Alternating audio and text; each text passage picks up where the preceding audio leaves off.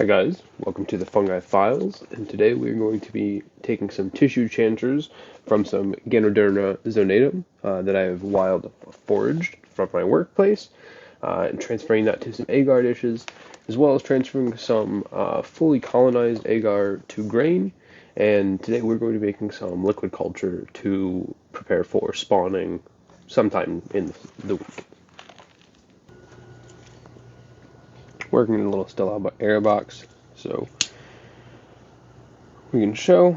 We're going to flame sterilize, spray everything down with isopropyl alcohol.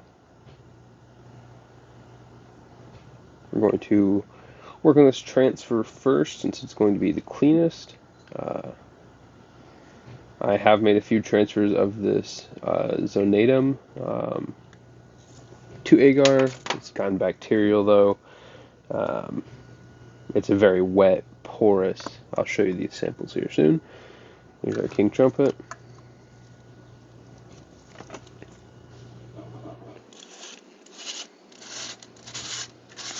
We are going to be doing an open air transfer.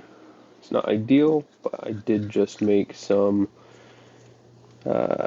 silicone injection mason jar lids, so I am able to work on some liquid culture and liquid spores, which will be exciting. I've got a bunch of little agar dishes in incubation right now. Really, you want to be limiting the amount of time that this is all in the air, but I have a lot of stuff going on, so losing a few of these agar dishes is not a worry. I'm still learning, so it gives me the opportunity to work on sanitation practices, spawn. I'm working with an Instant Pot and a lot of beginner tools, so I like challenging myself and figuring out what we can do with not a ton of investment, I would say. I'm going to go ahead and knock this agar loose.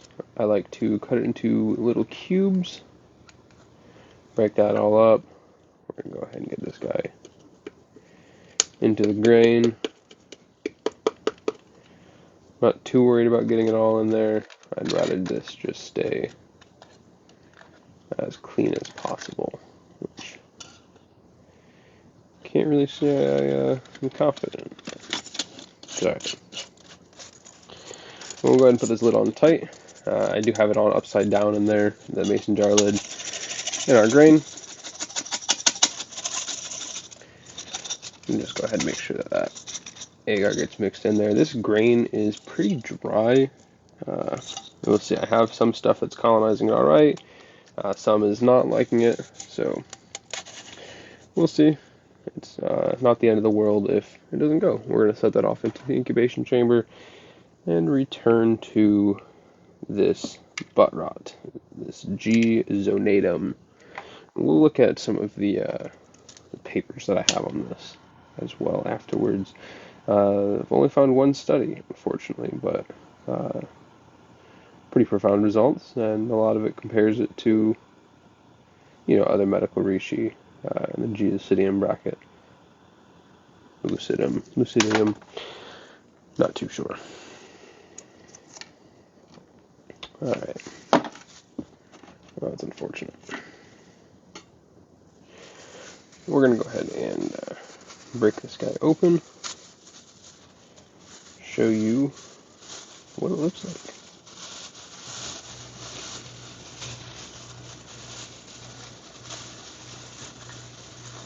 It's very wet, wood-loving polypore. The Zonatum species specifically is parasitic. When these palm trees in South Carolina, Florida, Georgia are infected with this species, it's essentially a death sentence. It's either dying or already dead. See if we can get that to focus. These are very, very young brackets. I just noticed them after some rain. They're starting to mature. I will harvest them, probably all, once they've matured on that tree. You can see the bracket on this guy. Little shell fungus. maybe. There we go. Growing out of this dead palm tree like that. These ones were found in a stump. It's pretty cool. But as I was saying, they are very porous and they hold a lot of moisture. And unfortunately, I believe that's what's caused the issue of bacterial infection on my other agar dishes. Spray everything down. Go ahead and clean this guy up one more time. If you're using a still air box, don't be using your flame in it like this. I am using an open face box, so giving everything enough time to breathe before having an ignition source. I do want to get an induction heater though. Right. I'm going to go ahead and prepare these dishes. Go ahead and pop their lids. I'm going to do 2 on each. I only did 2 original dishes, and I believe both of them are contaminated, unfortunately. But that's alright. I have a lot of projects going right now, so having the time with mess with other stuff is not going to be an issue. We're going to break this open by hand. We don't want to get outside contam on our knife. This is a very dense. And these aren't really thick pieces. Can't really say they look great, but we will hope to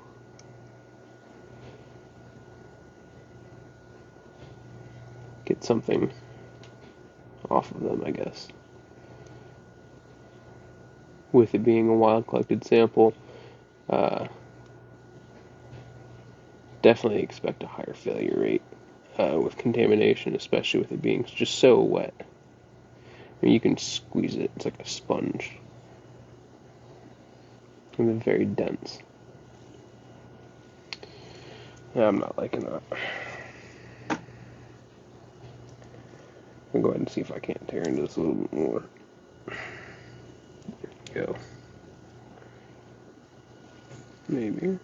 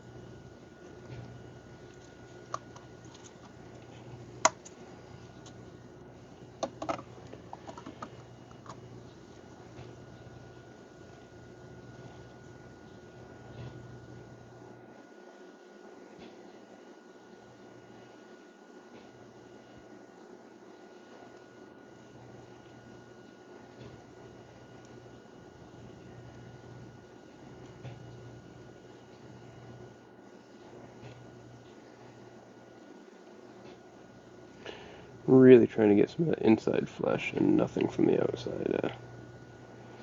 Just kind of looking like a mess though.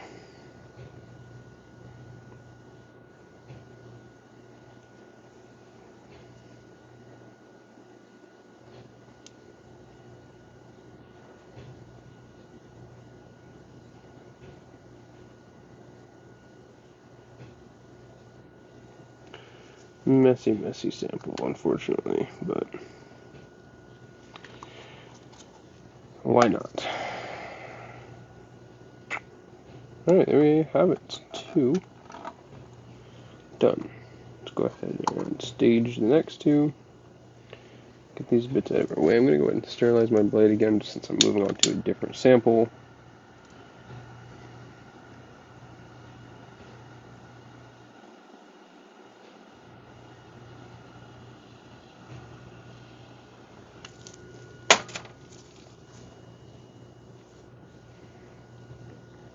Same thing. Try and get a fleshy bit.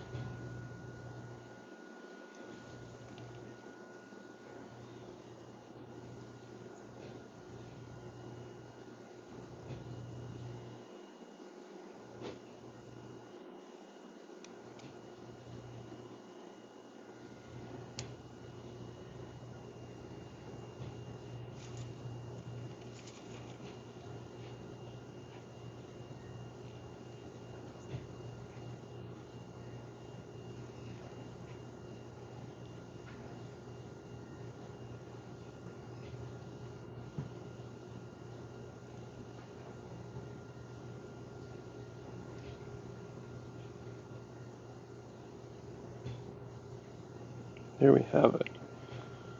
I'll take that.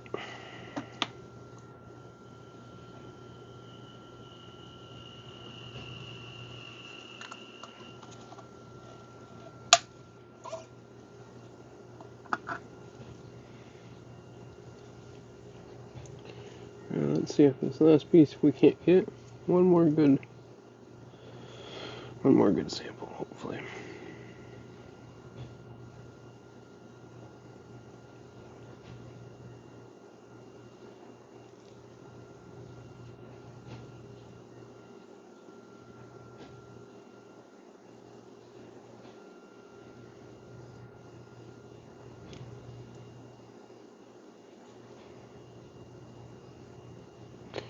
Such a fibrous fucking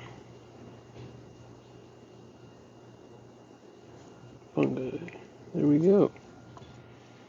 Let's get this guy. A little bit of condensation in cups, not the end of the world. We will go ahead and flip them upside down.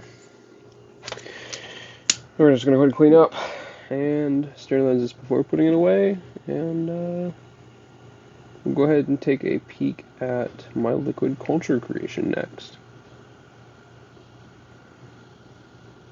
for these new jar lids.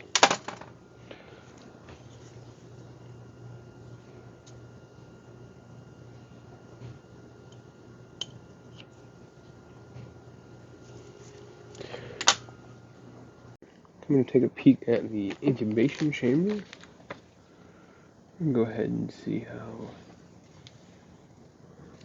a lot of these cultures look.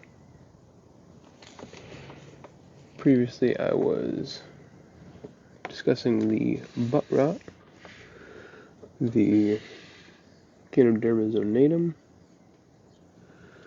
Can't really tell for you guys, but there is a distinctive kind of wet sludge around my sample, unfortunately, which to me just indicates that we probably have bacteria. Here are my new ones. I'm going to incubate them upside down for a little bit, let them acclimate. Here's my other Zonatum sample. Again, it's only been a few days, however, oh, you can kind of see that ring around it, unfortunately, but we will see. We have 4 new ones, golden oysters, bellas, piapinos, got all sorts of stuff, lots of lion mane going downstairs, king trumpets, king oysters, tons of experiments with these king oysters. They're just such a rapid colonizer. Got a bunch of jars back here though. And that's my little incubation box. Lots of stuff going on.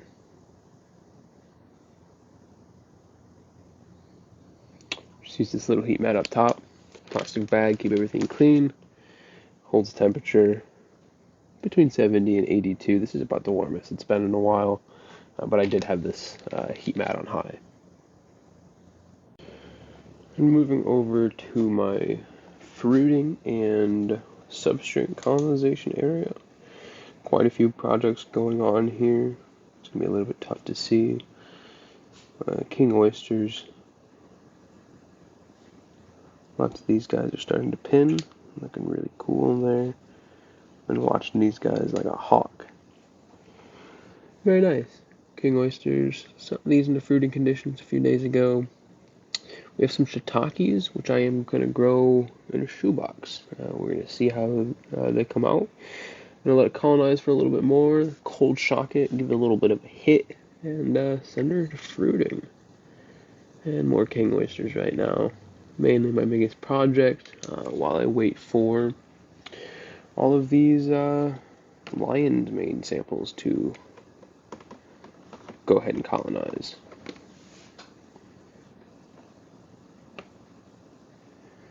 Lots of pinning, lots of primordia. Waiting on these guys to catch up. All of my samples that I'm starting with so far have all come from grocery store. Grocery stores, Whole Foods, Harris Teeter.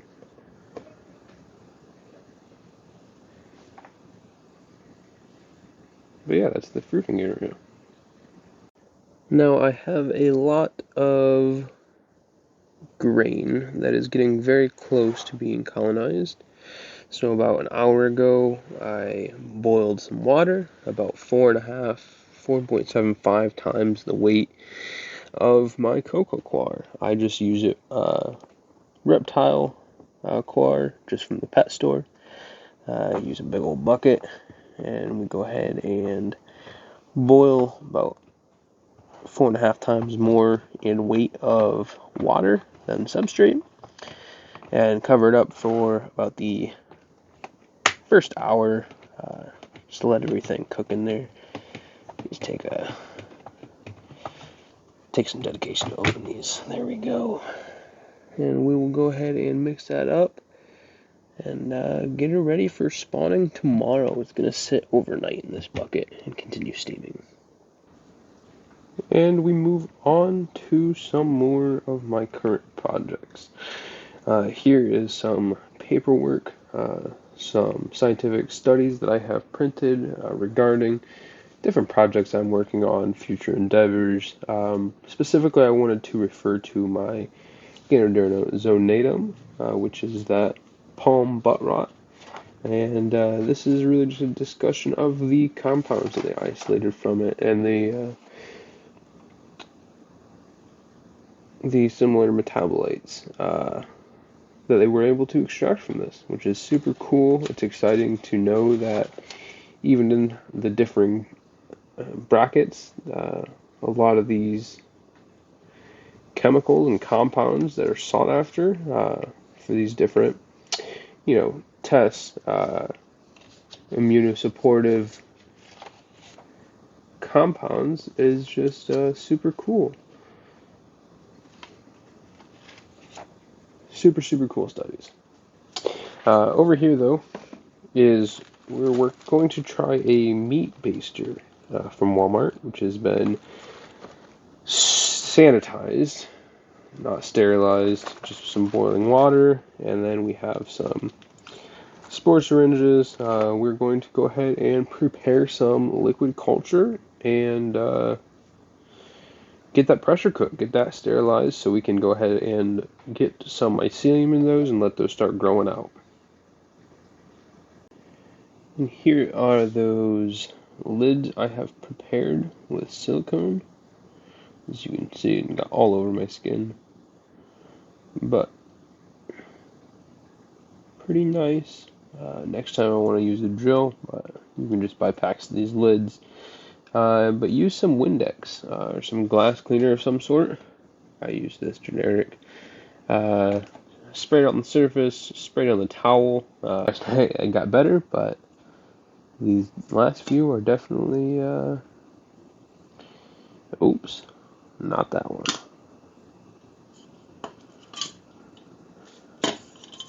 Just lay them all out. So some of them turned out alright.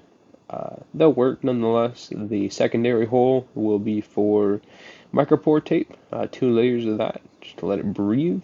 And yeah, these lids are going to be used like normal on my grain jars and my liquid culture jars.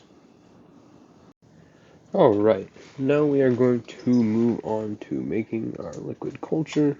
I'm going to use one of these new lids. In our jar we have 300 milliliters of distilled water. I'm going to need 20 grams of corn syrup, about 5% weight if you're making more. Some kind of agitator, which I don't have. I'll take a peek in a second and see if I can't find something. Let's go ahead and get it measured out. Alright, now we're going to go ahead and add 20 grams of corn syrup.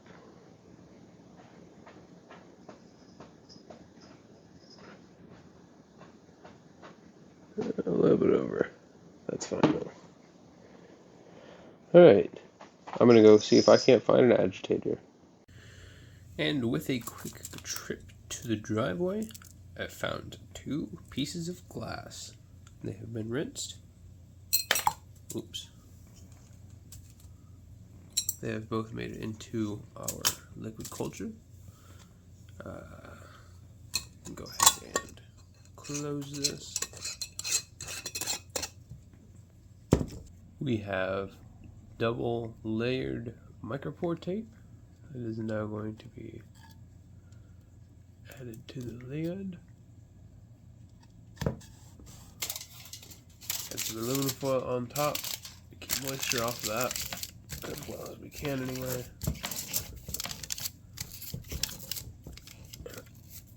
That is ready to be pressure cooked. We're going to be pressure cooking with foil on top for 45 minutes in the Instant Pot. It's only 20-30 minutes if you have a pressure cooker that can maintain 15 psi. My Instant Pot is like between 12, 13, maybe 14 psi, so keep it in there a little bit longer. Now I have put on an unmodified lid on my culture just to quickly shake it up. Try and get that corn syrup mixed in there, at least as well as we can. Go ahead and switch that back over.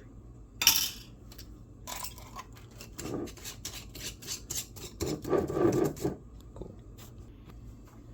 And with the lid on finger tight, we're going to go ahead and add this to our Instant Pot, along with just enough water to cover the bottom. I may use a little bit more than I have. And we are ready for pressure cooking. Pressure cooker is on, 45 minutes. We are going to keep the vent open for now. Let this go ahead and start steaming for the first about 10 minutes. After about 10 minutes of steaming, we can go ahead and seal the vent, let the pressure build, and let it cook out its time. We have started steaming. We're not quite to full heat yet, but I'm going to go ahead and start my 10-minute timer and let that steam build inside of the Instant Pot. And it's been about 10 minutes of steaming. We are going to go ahead and seal it and let the pressure build. Let it run its course of 45 minutes, and we will check back in then with some sterilized liquid culture. Alright, and it's been about an hour, 2 hours after completion. Had time to naturally depressurize. Everything, of course, in here is still going to be very warm. But we have obtained our liquid culture. I am going to actually just remain, I'm going to keep this in here overnight, let it cool down, and should be ready for use tomorrow. And that concludes our liquid culture. It is started to cool down, but we have our nice injection port up top, our filter patch, and it's all sealed and sterilized now. I should not be handling it like this. However, it's not going to be the end of the world. This is more of an experiment than anything. These liquid cultures do take quite a while to colonize. With that being said, guys, thank you very much for joining us today. That concludes today's episode of the Fungi Files. Thank you for joining us with our transfers, our culture, samples from forage selection, and getting our liquid culture ready for tomorrow. So if you have any questions, comments, please let me know.